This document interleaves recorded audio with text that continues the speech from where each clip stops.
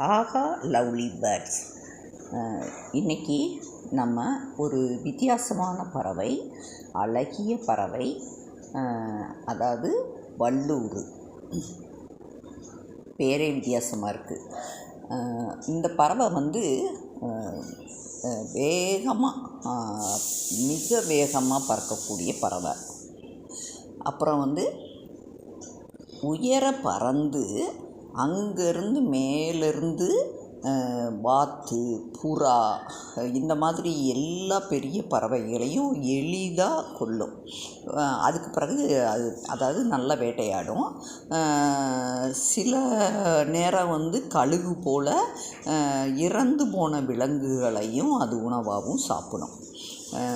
இது உலகிலேயே மிக வேகமாக பறக்கக்கூடிய பறவையில் ஒன்று தான் இந்த வல்லூர்.